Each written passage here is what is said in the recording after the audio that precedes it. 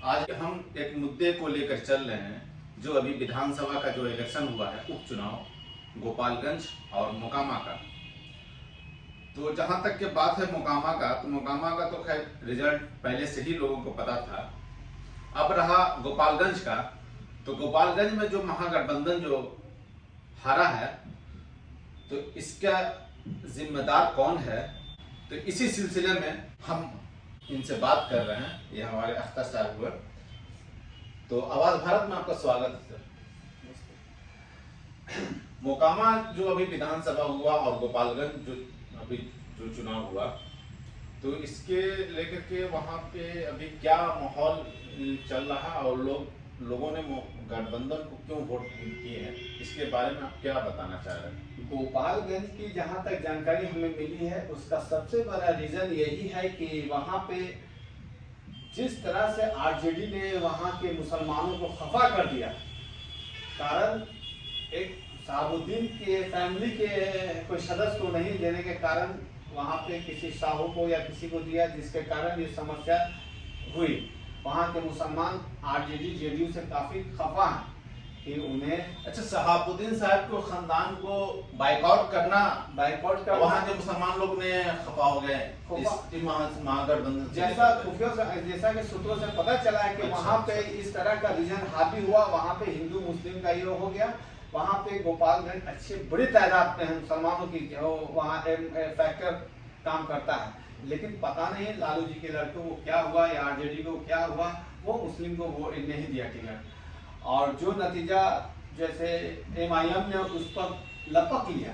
हाँ, असदुद्दीन ओवैसी साहब का जो पार्टी है एमआईएम में, तो वहां से जो है चुनाव भी लड़े और वो चुनाव में आए नहीं, वो नहीं आए, लेकिन उन्होंने दिखा दिया कि हम हैं तीसरी बड़ी पार्टी के रूप में उभर रहे हैं।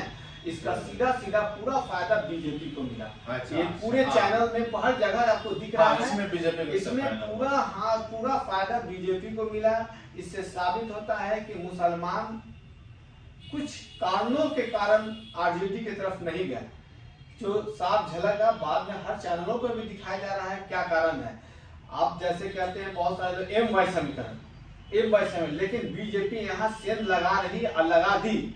वहाँ 1700 वोट से नहीं, बात तो ये है कि यहाँ पे महागठबंधन की सरकार है, वो भी deputy CM Tejashwi Yadav ji, chief minister Nitish Kumar ji, इन लोगों के रहते भर में भी इस बिहार में बीजेपी को कमल खिलना ये बहुत ताज्जुब की बात है।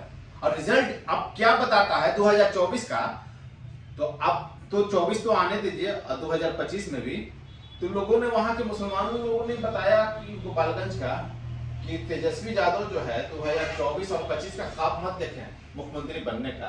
तो क्या आप इसमें आप बोलना चाहिए? इससे साबित है कि गोपालगंज के मुसलमान या जो मुस्लिम में एम फैक्टर है, जो आरजेडी या जेडीयू से खफा है, जो साफ आपको दिख गया है। यहाँ 12,000 वोट लाना बहुत बड़ी बात है। एमआईएम 12,000 वोट लाया और 1700 वोट से वहाँ जीती है। जो फासला था, ये यहाँ पे आरजेडी जेडीयू की सरकार जो भी है उसकी पार्टी आती, लेकिन यहाँ पे जो ये फैक्टर जो हावी हो गया, इससे बिहार में 2024 के लिए काफी बड़ा संकेत मिल रहा है। सवाल ये है कि एक ही फैक्टर तो वहाँ पे असदुद्दीन ओवैसी साहब का फैक्टर नहीं रहा वहाँ पे। यहाँ पे माननीय लालू यादव का जो साला है, माननीय डिप्टी सीएम जो है मुख्यमंत्री का तेजस्वी यादव जी, उनके मामा कुछ चहेते मामा है, गोपालगंज से जो चुनाव लड़े हैं उनकी मामी लड़ी हैं, तो फिर वो भी कुछ काटे, इसमें 8,000 साढ़े 8,000 वोट आया उनका। 8,000 साढ़े 8,000 वोट लाए, ठीक है, लेकिन ये एमआईएम पे ब्लेम क्यों डाल रहे हैं आप? इनको कहा जाता है कि वे बीजेपी की बी टीम, जो इनको ओवैसी साहब बीजेपी की बी टीम है। तो उन्होंने तो साफ कह दिया कि हमको बुलाइए, कि कौन हमको एक जगह बैठा के हमारा इंटरव्यू लीजिए, जो पार्टी है वो कौन कितना में हमको खरीद रहा है, कौन कितना में सही कर रहा है। वो ओवैसी साहब कल एयरपोर्ट पे दे रहे थे भाषण कि भाई लोग हमें बदनाम किए हुए हैं कि हम उनकी टीम में होंगे। इस चुनाव में लोकतंत्र में सभी को चुनाव लड़ने का अधिकार, ये साफ है। ये अब रही बात इस चुनाव के माध्यम से किसको क्या फायदा मिलता है, ये जो आपको गोपालगंज में नजर आ गया।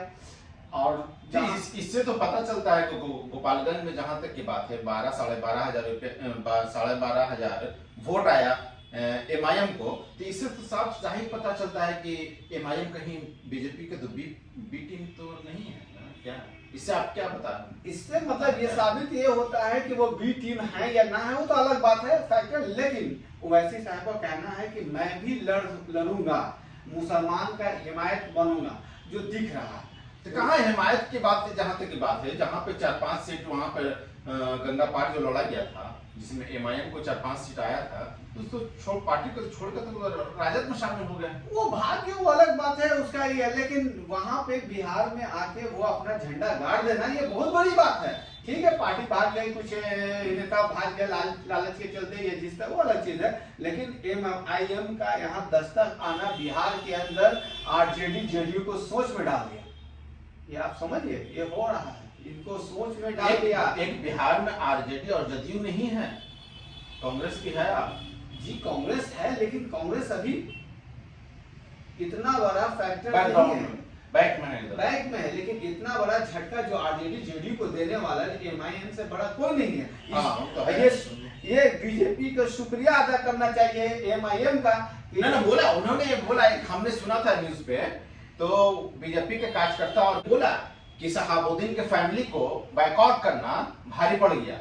ये तो साफ दिख रहा है, सभी चैनलों में चल रहा है। हाँ, वहाँ पे हैना रब्बानी कोई ऐसा नाम आ रहा है, उन्हें टिकट नहीं देने के कारण कोई साहू को दिया, जिसका कारण है कि वहाँ की मुस्लिम फैक्टर यही हो गए जो आप चुनाव में आपको वहाँ पे मुसलमान लोग कह रहे थे कि बनिया को महागठबंधन को टिकट दिया, वो भी तेजस्वी यादव जी की तरफ से मिला टिकट आरजेडी से, और वहाँ के मुसलमानों लोगों ने बोला कि कभी बनिया को वोट हमने नहीं किया और बनिया हमको वोट नहीं किया, तो हम किस मुद्दे पर हम बनिया को वोट देंगे? ये टिकट देने वाले तेजस्वी यादव को तो समझना चाहिए कि वहाँ पर जमीनी हकीकत क्या है, वहाँ के लोग क्या चाह रहे हैं, लेकिन इन्होंने तो सिर्फ अपनी गोटी चली, अपना मतलब देखा है हम जिसको दे दे, लेकिन यहाँ पर साफ दिखा, इससे आरजेडी को काफी बड़ा, जेडीयू आरजेडी गठबंधन को काफी बड़ा झटका लगा, और आने वाले चुनाव के लिए ये संकेत दे दिया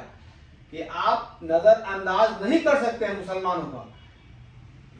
ये साफ जाहिर हो रहा है, ये दिख रहा है।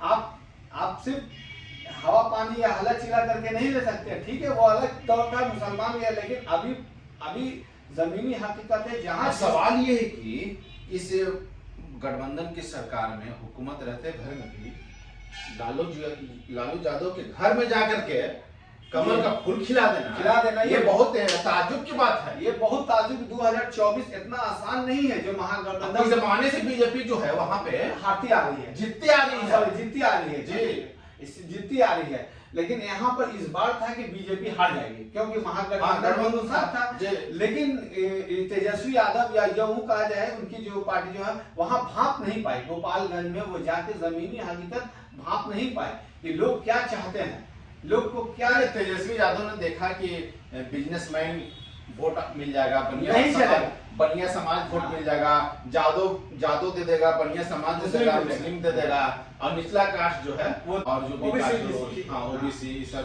SC/ST ये सब वोट जो है हमको दे देगा, इससे कि हम सरकार बना लेंगे, लेकिन सरकार बना लेंगे, इससे कि हम विधायक खड़ा कर देंगे।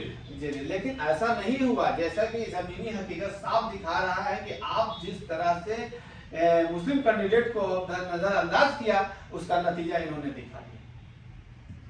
लोग चाहते हैं कि भाई एमआई मिल के चले, बिहार में ये चीज है, लेकिन इस तरह का अगर आएगा तो हर जगह बीजेपी को फायदा होगा। और जिस तरह से बीजेपी इस घड़ी लालू जी के गढ़ में अपना कमल का फूल खिला दिया, ये बहुत ही आश्चर्यजनक बात है जी। ये सोचना होगा आगे की जो रणनीति बनेगी, अगर कहीं भी चुनाव हो, आगे की रणनीति होगी, तो ये नीतीश जी और आरजेडी को दोनों को बैठ कर समझना होगा कि आप मुसलमान को नजरअंदाज नहीं कर सकते हैं। आज हालत बद से बदतर मुसलमानों की हो रही है, आप सिर्फ हवाई ये कर रहे हैं, हम वो कर रहे हैं, क्या कर रहे हैं, जाके देखिए क्या हालत हो रहा है।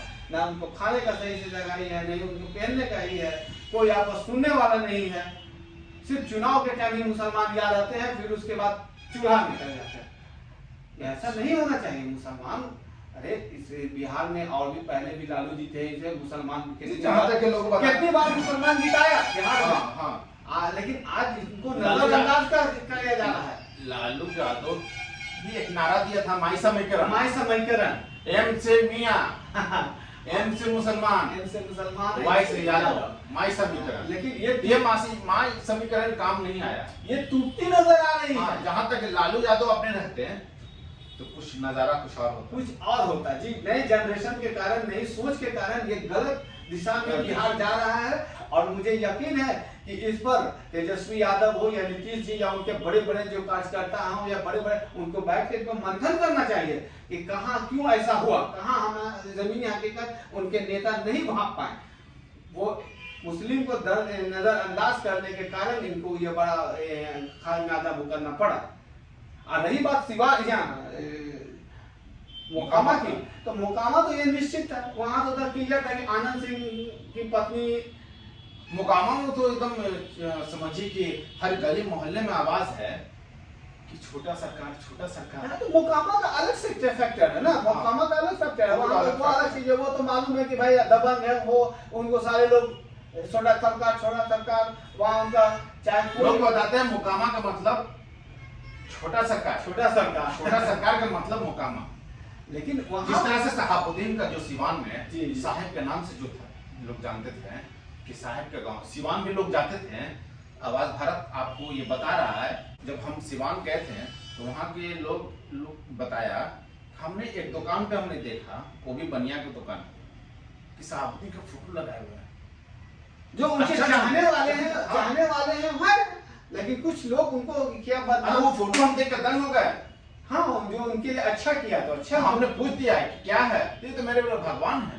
बताइए, शहाबुद्दीन अपने उसी तरह सिवान में शहाबुद्दीन का दबदबा था, चल रहा था। यहाँ मोकामा में आनंद सिंह का चल रहा है, यहाँ भी इनका कोई भी इनके नाम पर उठेगा वो चिढ़ जाएगा। लेकिन सवाल यहाँ पे है कि गोपालगंज ऐसी, बिहार तो मगर बाहुबली के नाम से पहचाना जाता है, बिहार बाहुबली के नाम से जाना जाता है। लेकिन ये संकेत मिलता है कि आने वाले चुनाव में बीजेपी काफी हावी होगी। ये इससे तो साफ जाहिर हो रहा है। 2024 के इलेक्शन में लोकसभा का, जैसे नीतीश कुमार और तेजस्वी यादव, ये जो 4-5 पार्टियां मिल करके चाह रही है कि 440 सीट जो है एमपी का हासिल करना है, अब बीजेपी को एक भी हासिल नहीं करने दे, तो इससे गोपालगंज का रिजल्ट आने के बाद पता चल रहा है कि क्या रिजल्ट 24 में भी होने वाला है।